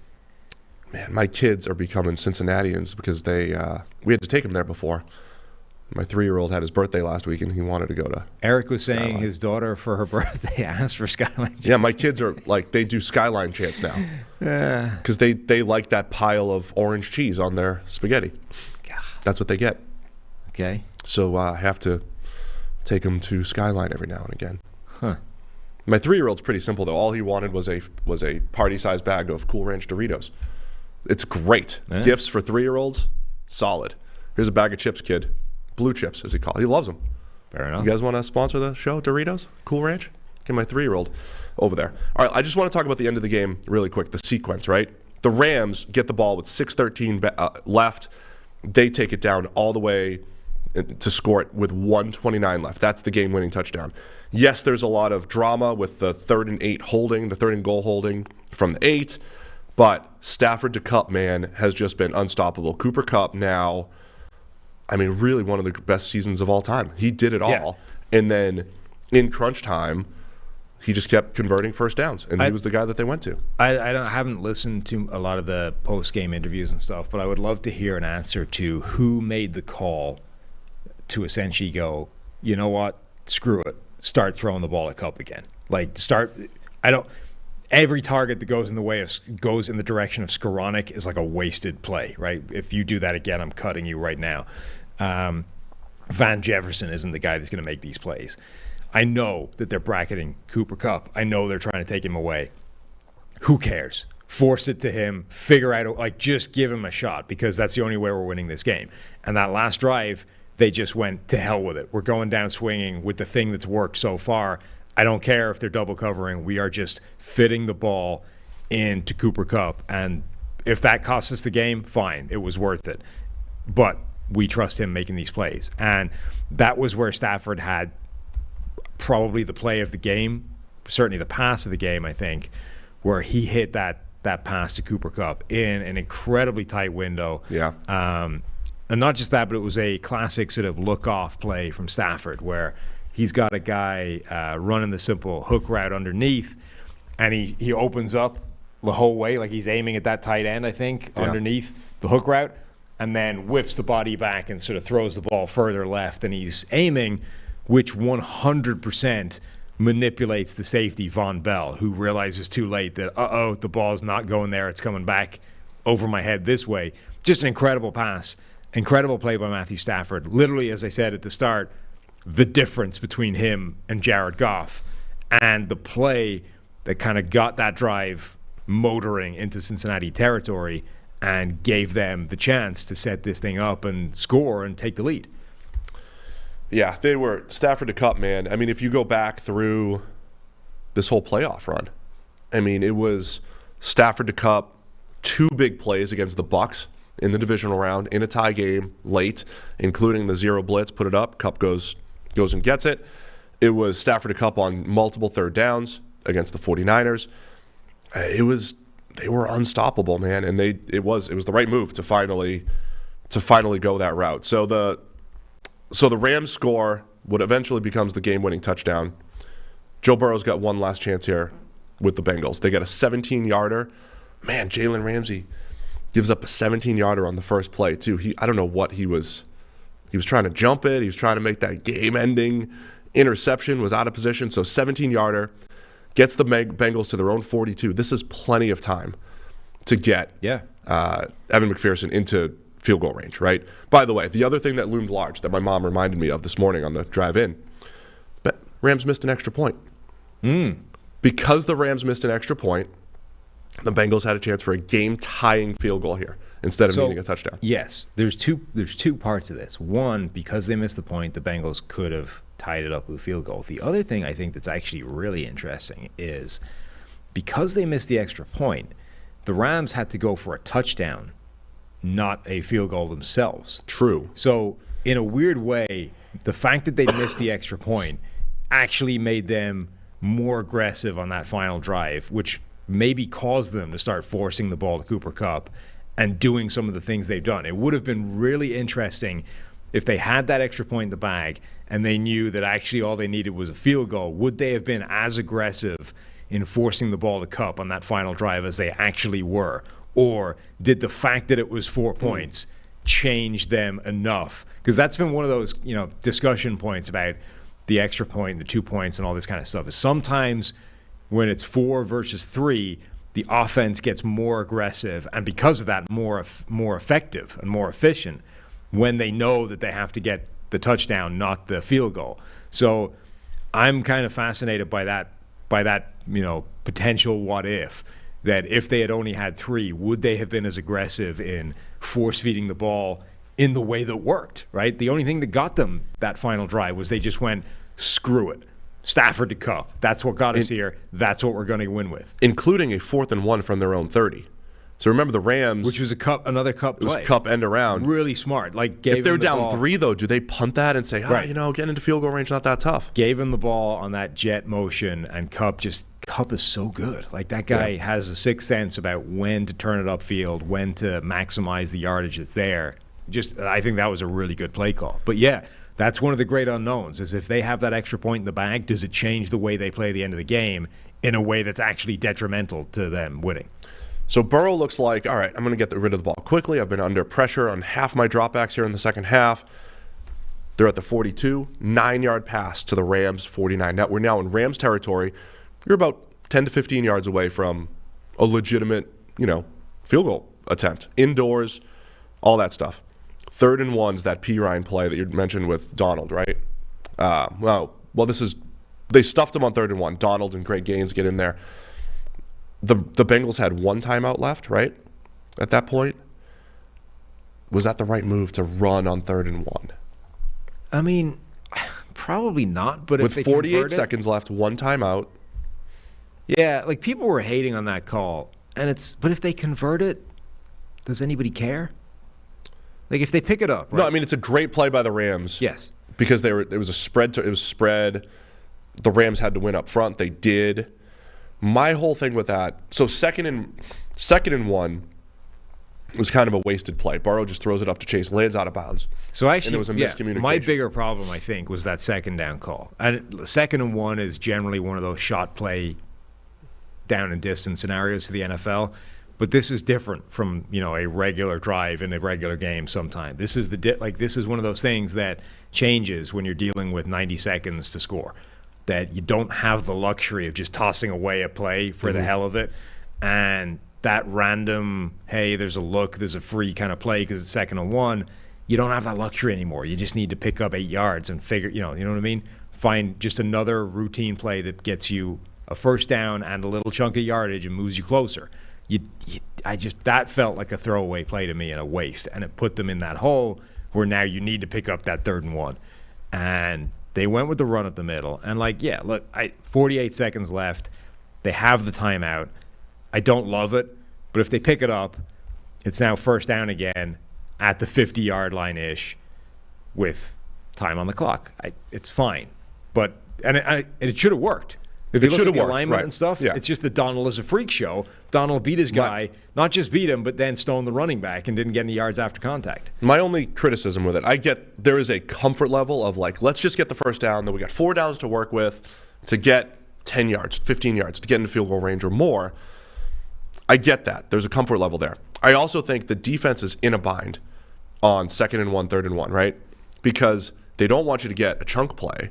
And they also don't want to convert, but they're probably more willing to concede an underneath pass for 4 yards to get the first down, right? So you have a chance to face probably softer coverage, pick up more than just the 1 yard that you need, get your new set of downs. But there's also a chance you might, hit a seam route or something up. You might be able to break a big play on 3rd and 1, and then 4th and 1. Donald's in the backfield in 1.5 seconds, and Burrow didn't have a chance, and then the game's over, and that was it. But it was just domination up front. And we didn't even mention Joe Burrow's knee injury. Gets rolled up on. Stafford gets rolled up on with his ankle. Burrow gets rolled up on. But I do think at the end of the day, we're going to look at the pass blocking grades and the pass rushing grades and say what everybody was talking about leading up to this was the Bengals probably can't block the Rams. And by the way, it's not just the Bengals. I mean, the Niners are the only team because of their scheme that has done a pretty good job against the Rams pass rush. The Rams pass rush dominated this, and they dominated the Bucs and the Cardinals and everybody along the way. Their defense for the playoffs was incredible. It was. But this was, so all the things that you can do to try and take away Donald and Von Miller, who, by the way, was also phenomenal, particularly late on. All the things you can do to try and slow those down, they kind of go out the window when you are in this situation, when all of a sudden you get to that, all right, we need to drive, we've got 90-plus seconds to work. They know what you're doing. There's no disguise anymore, right? There's no, what if they run a screen? You know what I mean? We're just this is the situation, and now you actually have to just block this guy straight up and deal with it. And that's when, anytime Donald got a one-on-one opportunity in this game, he won immediately, almost instantly, and there's nothing the Bengals could do. They simply were not capable of blocking Aaron Donald, honestly. They were only able to do it by giving him help and by, tilting the playing field in their direction. As soon as you get in that drive at the end of the game, your capacity to do that is eliminated. You simply have to win, honestly, straight up one-on-one, and that you couldn't do that. He was better than you. And that, in a weird way, it makes the result the right thing, right? Where just you simply were not capable of blocking that guy. And this is how that goes. When that's the situation. By the way, the one other thing that was amazing is, so Donald beats this guy, he's round, he's wrenching Joe Burrow to the ground. Joe Burrow sort of heaves the ball, just gets rid of it. That was freakishly close to being complete. I thought it was going to get caught. I thought it was going to be an Eli incredible play. A helmet catch deal. Yeah, that was incredibly close to being caught and continuing that drive. I'm not even going to read this comment about Skyline Chili. Okay. From the YouTube chat. Sorry. Anyway, congrats to the Rams. We'll be talking about their strategy. Who's going to who's going to replicate it? Are they going to be able to run it back? Are people actually retiring? Hopefully not. Keep it going. And then the Bengals will spend the whole offseason talking about right tackles and right guard and left guard and center and the whole thing. Join Jonah Williams, creep back to an average up front. Bengals offensive line. Man, there's a lot that happened in this game. When you break down one game for an hour and a half, you get a lot. Anything else that stood out that we missed? Joe Mixon threw a touchdown. Cooper Kupp, the one bad thing he did was overthrow Stafford on the Philly special. Somebody brought up, I wonder if that play was supposed to be OBJ, in practice, because OBJ can throw, really throw. He's a lefty, right? OBJ? So you'd have to flip it. I think he's a lefty. I don't know. But he can throw. I wonder if that was a play call that during the week had OBJ running it, and they just went with it anyway, even if it was... How is the Philly special just always open? Because it's a really hard play to cover. It's always open. Yeah. I feel like it's getting overused now, and then I'm watching, I'm like, it's always open. Might as well. I mean, I wouldn't throw it to Brady or anything. Like, it's not like you're trying to get Brady in space, but if you have a mobile quarterback, run that thing 5 times a year. I mean, it's certainly not a bad one for, if you've got a key third down somewhere. Like, it's going to be open. The big variable is, do you have a dude that can throw it 10 yards that can hit the quarterback? Well, that's the thing. Even if it's open, you need a receiver to throw it and a QB to catch it. Yeah, I don't know. You want to run it on 4th down too much because you don't have an option if you screw it up. But on 3rd down, like, it's guaranteed open. And if the guy screws it up, you still have another shot.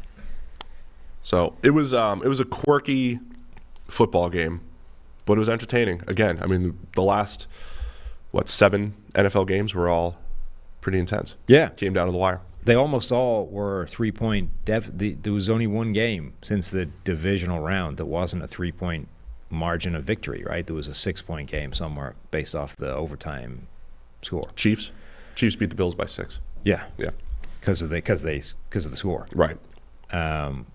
Remember that the wild card round was a bunch of crappy games and blowouts, and it was like, and then from that moment on, the playoffs have been absolutely incredible. The last 7 were awesome. So hopefully we hit everything, because there was a lot that happened in the Super Bowl. We feel rushed. I feel a little rushed here. Yeah, we've only talked about it for an hour and a half. Let me stop coughing. All right, I want to get into some QB carousel stuff because we've got the Kyler Murray drama. What does it mean, Sam? Did J.J. Watt really put that video out yesterday too? About Kyler? Was that real? He said, "What does it mean?" Called Kyler. He didn't answer. Maybe he's just out. Maybe. I think he did. I don't know. Whatever. Kyler Murray has unfollowed and scrubbed, as they say, his Instagram of anything Cardinals related.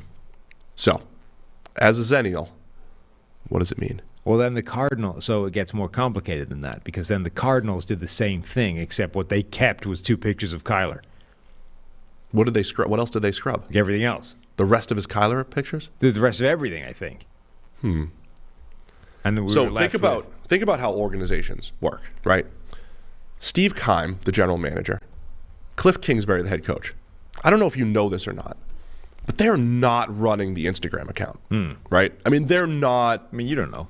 They're probably not logging in. Maybe some teams that they save a little money on a social media director and let the head coach and GM run the account themselves. They're probably not running the Instagram account, which means either the social media director went rogue and said, "Okay, Kyler, this is the only way we can fight back here. We're gonna scrub our Kyler stuff without consent." Feels unlikely. Or somewhere from the top, or some sort of communication happened. How do we handle this? How do we handle the Kyler Murray situation here? Kyler has scrubbed us clean on Instagram. What's our rebuttal on Instagram? And the Cardinals made the tactical decision to come back with that. But then it got complicated because Chris Mortensen had a report, a couple of tweets, where he said the odd vibe between the Cardinals and Kyler Murray is indeed alarming. Murray is described as self-centered, immature, and finger-pointer, per sources. Murray is frustrated with the franchise and was embarrassed by playoff loss to the Rams and thinks he's been framed as the scapegoat. Where's it headed? Despite the acrimony, the Cardinals expect to calm things down, and Murray is their quarterback. Select veterans hope to reach Murray on how he handled adversity better. Coach Cliff Kingsbury is also self-scouting where he can provide better alternatives for the quarterback. So, because the Murray thing is interesting from his point, because as soon as it happened, everyone's like, "Oh, Murray's got options. He can go to baseball." Like, Murray, this is different than everybody else. He was a high draft pick in baseball. As soon as the Instagram stuff happened, or the playoff loss? The Instagram stuff. So it's like Murray has leverage unlike anybody else. He can just walk away from this thing and go right off to the wherever the hell he drafted, the A's. Good job. Thanks. Hit the tally. You cannot add to my baseball talk. That's not fair. I just did. I watched rugby last week. Yeah? I watched Ireland beat Wales. I mean, they just dominated from start to finish. Yeah, they lost to France this week, though. It's a rough game. Late turnover, though. Yeah, I mean, did they turn it over against France the same way they did against Wales late? Not the same way, but there were turnovers. Yeah, it was a sign of things to come. Yeah. Anyway, so the Murray thing was kind of like, he can go somewhere else. Like, as a baseball aficionado, I'm aware of the fact that he can't simply walk into the starting lineup of the A's. Yeah. He's going to have to pay his dues in the crappy minor leagues where he's not getting paid a lot of money. Right. Right. So I don't think that's the kind of leverage that people are saying it is, right? Like, yeah, I can leave and go toil in the minors. I could go to high A in the California League. Yeah, and particularly when he hasn't gotten, okay, he's a first overall pick, so the guy's got plenty of cash, but like he hasn't had the monster payday yet. You know what I mean? So I don't think that's going to happen, at which point I would imagine he's probably angling for like the earliest of those big paydays, right? I'm great. I'm your starting quarterback. We made the playoffs this year. Give me my contract. That's what it boils down to me.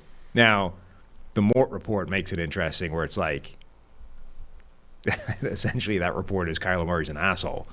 And, you know, now the Cardinals have to decide how to piece this thing together and keep going. But I mean, there's no middle ground with this too. It's like he's going to make $40 million probably. At least. He's a $40 million quarterback. He's going to be a $40 million guy, or you're going to get rid of him.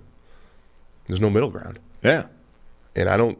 Do you want to live in that world where you know, because Kyler's again, now that Brady's retired and guys are getting older and all that stuff, Kyler's top 10. I mean, with top 8 potential as we expected. The interesting thing to me is if the Mort report is 100% accurate, and who the hell knows if it is, right? That could be a guy on Arizona's staff that's like trying to get the PR message out from their point of view. You know what I mean? Yeah. Like, hey, maybe Kyler is just trying to get himself his monster payday. Let's put out some information that makes it seem like he's the asshole, not us. So who knows? If it's 100% accurate, that makes it a really interesting decision because he is really good and he had a great season and he looks like a guy that could be special. But what if he is an asshole? Like, what if he is self-centered, immature, and a finger pointer, and every time they lose, he's going to be like, look at these jackass. Like, this is, you guys screwed up. I was fine. You've embarrassed me. I'm fed up with this. I'm going to go sulk for a while. Is that really the guy that you want to hand $45 million a year to and have, like, the linchpin of your franchise? Like, Josh Allen's not doing that, and Lamar Jackson's not doing that, and Tom Brady doesn't do that. And, you know, this is not really the way the leader of the franchise acts, if it's true. Do you think it's true? I have no idea. I have no earthly idea. I detest quotes from random sources. Yeah, this is how the world works now. I know. It's quotes from random sources.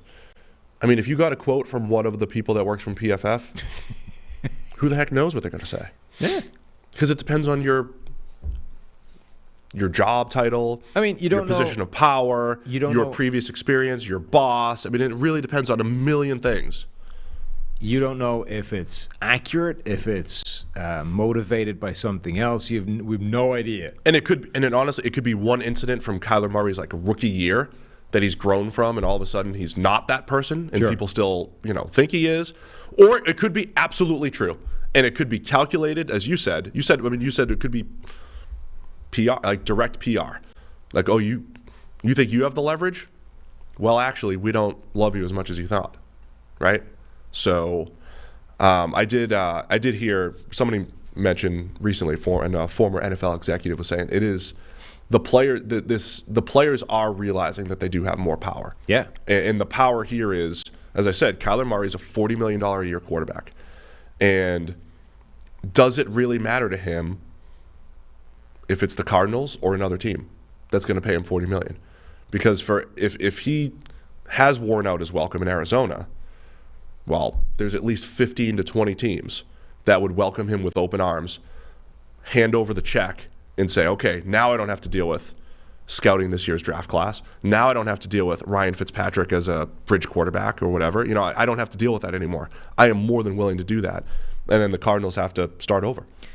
It just becomes really interesting because usually the quarterback discussion is simply like, is this guy good enough, or can he elevate the play of people around him to be worth this deal? Who's the last quarterback where the discussion was actually more, this guy's obviously amazing, but is he just too much of a pain in the ass to hitch your wagon to? Can you remember? Like, who's the last guy? Who's a guy that was? I don't even want to go this route because it's the first time we've heard any of this stuff. Right, and but it's a random source. But that's the hypothetical, right? If this report is true, and again, who knows? Might be, might not be. But if it's true, that presents a very rare decision for Arizona. And as I say, I can't think of the last quarterback where that was even a factor. Like, who was the last guy where there wasn't a question about whether he was good enough to get that deal? The question was, is he too much of a pain in the ass to make it worth it? Aaron Rodgers? I don't know. But even Rodgers was never, like, Rodgers, it was always... You just have a bunch of teammates that coming out later that don't really love him. So Rodgers, it was always, he's definitely worth it, but he might be a pain in the ass as well, right? Who was the last guy where there was an actual question about, is it worth giving him this deal because he's so much of a douche? Somebody brought Jay Cutler up in the chat. I'm trying to think. Because Jay Cutler wasn't necessarily worth it. He was the middle. He was Stafford light. You know, people were chasing, thinking he was going to be Stafford. 17 offensive coordinators were going to fix him. Yeah, I don't know. It's a tough one because, again, what's the alternative? If you're the Cardinals, you start over at the quarterback position. A lot of people like to. I see a lot of former players like, why don't fans care about the players and them getting their money and this and that? And it's an easy answer. Like, people care about their team. Like, they're fine with the players getting paid, but fans care about their team, right? They're dedicated to their team. They're fanatics of their team. Yeah.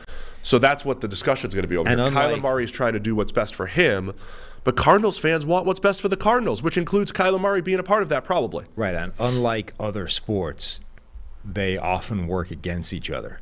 Like in a sport that doesn't have a salary cap, those two things are not mutually exclusive, right? The star player can get whatever sum of money he wants, and it doesn't affect anybody else, at least not in terms of, like, there's not a finite sum of money. The finite sum of money is simply how rich the club owner is. So soccer, right? Like right now, Liverpool and Mo Salah are in a contract standoff. Mo Salah is arguably the best player in the world right now. He wants a giant sum of money. Him getting that money doesn't directly affect anybody else on that team, right? He can get it, and there's still money available to pay anybody else that wants the contract, right? The only way it affects them is if, like, FSG is simply, we have this finite sum of cash, and if he gets this amount, there's just not enough left for everybody else. Right. But in the NFL, there's a hard cap attached to it. So if we give Kyler this, that the cap didn't move, so there is literally less money for everybody else. Like, that's just the way this works. So in a very real sense, the dynamic between the individual player in the NFL, in football, and the team, the collective, is very different than it is in other sports, which changes how fans react to that player. So a guy wanting to get his money is very different than it is in another sport. Like, there's not a soul in the world that believes that Liverpool shouldn't pay Mo Salah the contract that he deserves right now, except maybe Liverpool. But there probably is a chunk of Cardinals fans that are like, nope, he's not worth that. We need the money for everything else. Yeah. I mean, I was just trying to defend fans in general. Like, they're not anti-play, because more of this is going to come up. Players are using their leverage, which is great, which is fine. They'll get paid. They'll be in better situations, whatever. But fans care about their team more than the players. That's the bottom line. Okay, so the Kyler Murray analysis is, we have no idea what the Instagram stuff means because we're both too old, and we don't know if he's an asshole or not. I mean, I know it means he's upset about something. Okay. You have to actively do that to prove a point. And the point is, I'm upset about something.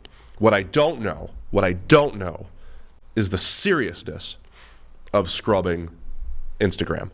Like, are you one Insta DM away from getting it back on track? Like, does Steve Keim jump in to the Cardinals Insta DM mentions, talk to Kyler, say, look, man, let's reconcile. Let's bring this back together. We're going to pay you. And all of a sudden, Kyler's like, QB1, Arizona Cardinals. There's also a chunk of people that think this is like a prelude to like a uniform unveiling or like an NFT or something, like something ridiculous. Oh, it could be an NFT. Anything can be an NFT these days. Yeah. Yeah, if you think about it. We interviewed, it certainly didn't make it on the podcast. I don't think it made it anywhere either. I might actually put it out. Do you have some stored up interviews anywhere that are going to... We interviewed Chuck Liddell at the Super Bowl. Chuck Liddell, who apparently has pivoted from cage fighting to NFT research. Naturally, yeah. And we were like, we need to ask Chuck about NFTs, because Chuck explaining NFTs to us live on a video would be amazing. Gold, yeah. He didn't seem to have a tremendous grasp about NFTs. We were like, can you explain it to us, because we don't know anything about them. He was like, I mean, not really. I understand them, but I'd have to get a guy. Okay, fair enough. So he's throwing his money at somebody who knows NFTs. Yes. I'm just saying that maybe this is Arizona, unveiling a line of Kyler Murray NFTs. No. Who knows? That's a good theory. We'll see what happens, though. But look, the QB carousel this offseason, it's already potentially crazy.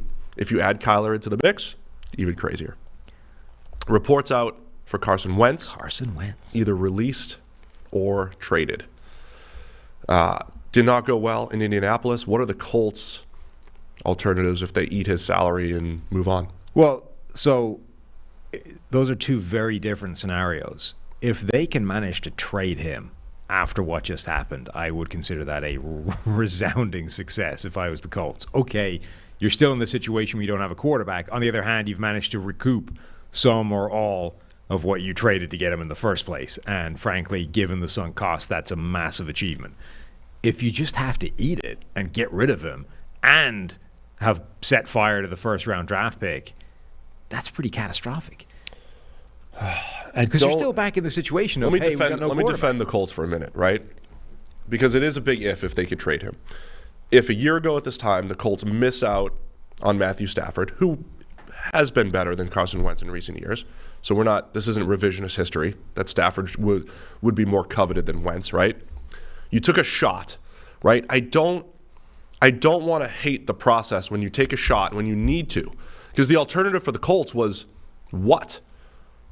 They didn't have many other great options. Yeah, I don't hate the move. I think the move was fine. They were staring. But I just want really quick.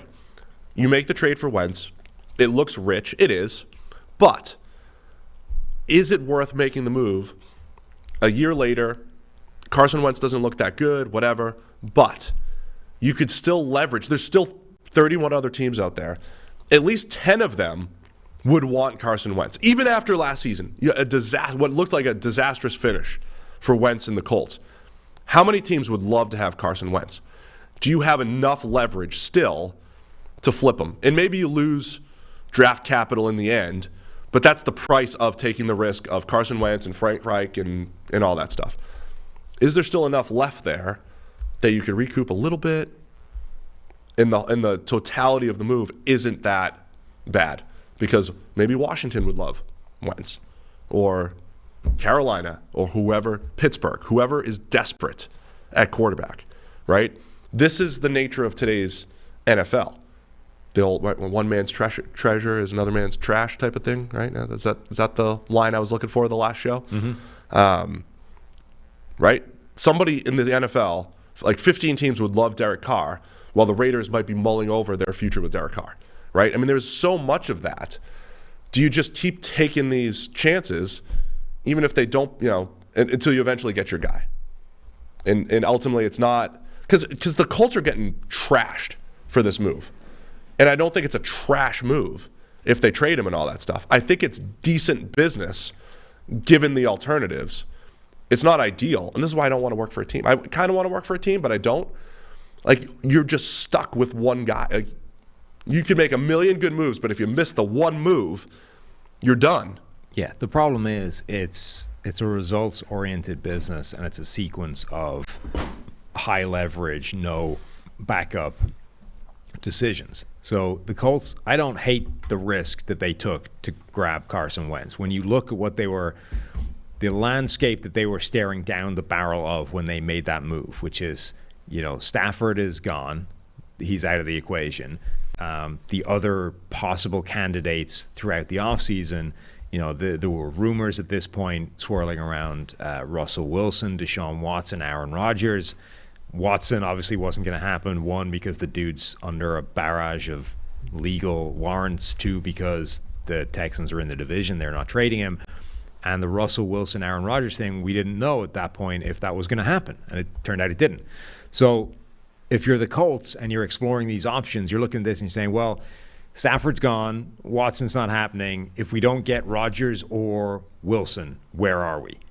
And at that point, you would be screwed. You had nothing. All right? So they go, okay, let's say we're not getting those two guys. Let's make a move for the one guy we do have an option for, with familiarity with Frank Reich, a guy that could potentially be pieced back together and become a good quarterback. They take the gamble, they grab Wentz. For a while, it looked like it was working out, and then Wentz kind of went back in the tank a little bit late in the year, and you missed the playoffs. So it was kind of worst possible scenario for the Colts in terms of he played just well enough for them to be in contention and should have made the playoffs, and then just badly enough that they didn't, and it cost them a first-round draft pick. So I don't hate the process of going for it, but the problem is it didn't work. And now you're in this situation where you're staring down the same barrel of we don't have a quarterback and there aren't any great options, and we just burned a year and a first-round draft pick to find that out. So I don't think you should crap all over the decision-making structure and be like, those guys are idiots. This is a move that should get everybody fired. But it doesn't change the reality that they're in real trouble because of that decision. Right. And they certainly realize they're not going to roll with him again, right? I mean, we heard it coming out of the press conferences. They need to address it. So from a Colts perspective, what does addressing that look like? Is it if they fail to get another big name there because they don't have a first-round pick to do that, is it like drafting Carson Strong in the second round or something? What's the alternative? Is it the Marcus Mariota strategy? We said the Colts could be the team. We said this last year at this time. They could be the team that goes one-year contract QBs. Yeah. Right? Phillip Rivers, they did it. They got Carson Wentz for a year. Obviously, it wasn't a one-year deal, but are they the Marcus Mariota team? Are they the Jameis Winston team in Indianapolis? Those are just as risky, right? As Carson. I mean, they're not just as risky. They're cheaper, but you're getting a similar caliber quarterback as Carson Wentz. So again, I don't envy the teams that don't have a quarterback because of it's just not clear cut. I mean, there's already rumors that the Vikings are ready to re-up Kirk Cousins because, I mean, did they look at the landscape and say, well, we're not going to find better than Kirk Cousins? For all his limitations, we're not going to find better than him. The Raiders probably feel pretty good about Derek Carr. I keep using Carr. But those are the guys that are in this middle class of quarterback. And by the way, there's a pretty healthy debate about, or at least coming into the season, who's better, Derek Carr, Matthew Stafford, Kirk Cousins? They're all in the same bucket. Stafford had an excellent season. He is not magically a top 5 quarterback in today's NFL. Kirk Cousins has a better grade for the year.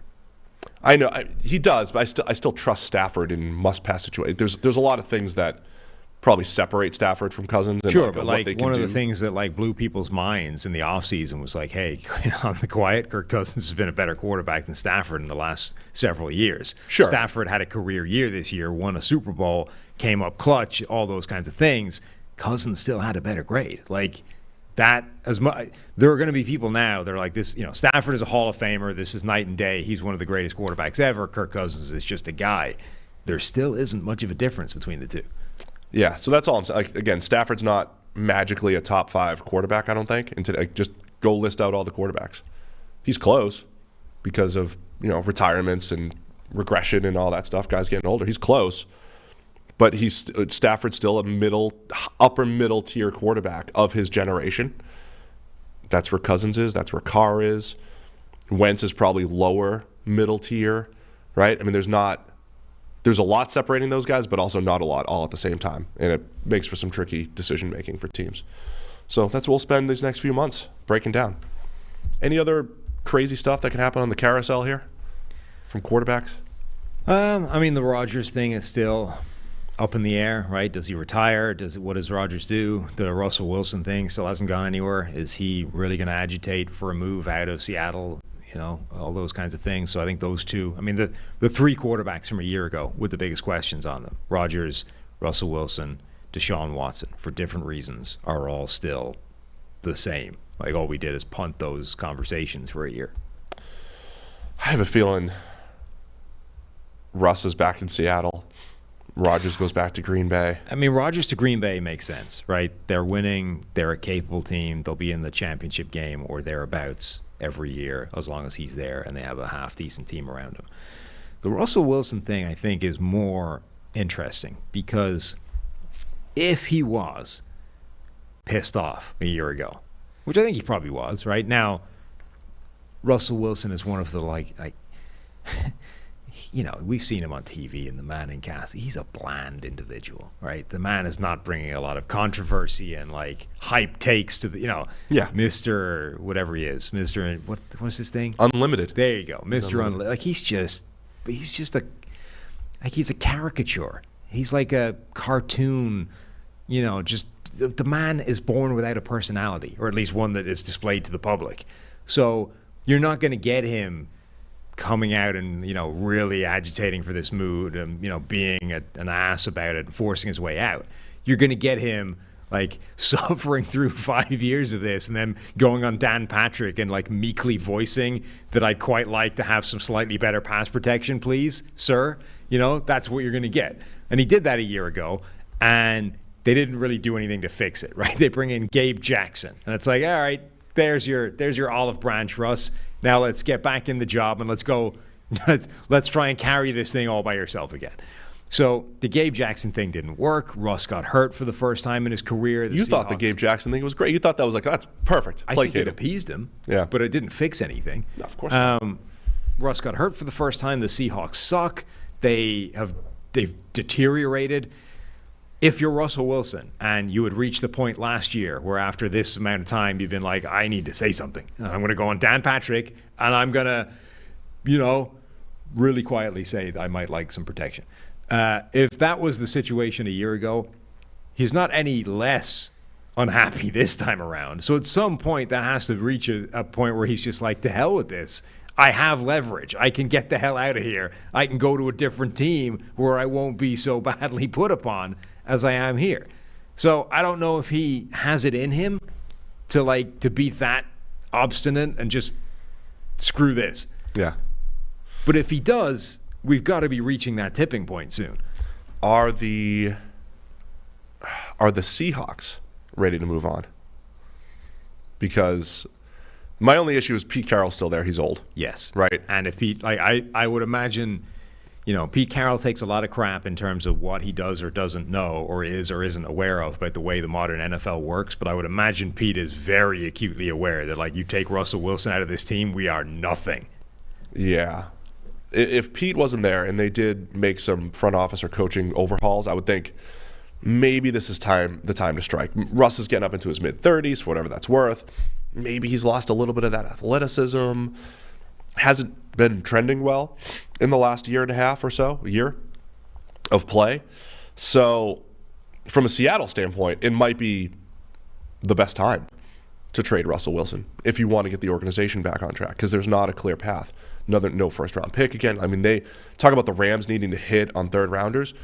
Again, this is why Seattle's roster has fallen apart. They haven't hit on picks like they did early last decade. That's it. Yeah. All right, man. We have plenty more to talk. So Wednesday, we'll do mailbag. Yeah, we have a bulging mailbag, as they say. There's a lot of emails that I haven't gotten to, so keep sending them. Even though I've just said we haven't looked at them for a while. They're there. They're saved. I will go through them before Wednesday. Email us at NFL Podcast at PFF.com or DM us using the Twitter account at NFL or at PFF NFL Pod is the Twitter account. Either way of those will get us get in contact with us and give us stuff to talk about. Do not email NFL Podcast singular with the word singular in there. Correct. That doesn't work. Yeah, but NFL Podcast, that is a singular podcast. Yeah. So distinct. Email NFL Podcast at PFF.com and you'll get to us. Mm-hmm. And then we're going to try to wrangle Renner for a draft kickoff. We did that last year and it was fun. Or Brad. So it's either draft or free agency. Draft or free agency. To come. Yeah. We will grab one of them for later in the week and kick off the offseason. Yeah, talk about all the free agent trends and, overview of the draft and all that stuff coming up these next few weeks. First off, appreciate everybody for sticking with us the entire season. Yes. The Monday show here, we've been doing it at 7 a.m. just to get it out there as soon as possible to recap those Sunday games. We're going to move the live show back a little bit, probably 9 a.m.-ish. Right. Every single week here on YouTube. But you'll still get your podcast, late morning on Mondays, late morning, early afternoon, as far as the audio version goes. So we're going to sleep in a little bit now as we get into the offseason, if that's okay. Yeah, just a touch. But a big thanks to everyone that's listening along for the entire season. You guys allow us to do what we do. And it's fun. Yeah, we've got more charity drives coming up. We have all sorts of goodies. We need to get to that. Now we're ready. I got a thank you letter from the Kentucky people. Oh, really? Tornado people. That's for awesome. The donation. So that's not me. We didn't do any of that. Yeah. This is you guys. Thank you for everybody. We should put that up here. Thank you to all of our listeners and viewers. So, yeah, we appreciate everybody. And the fun has begun. The official start to the offseason. So we'll be talking about your teams quite a bit. Thanks to everybody for tuning in. We'll see you again on Wednesday.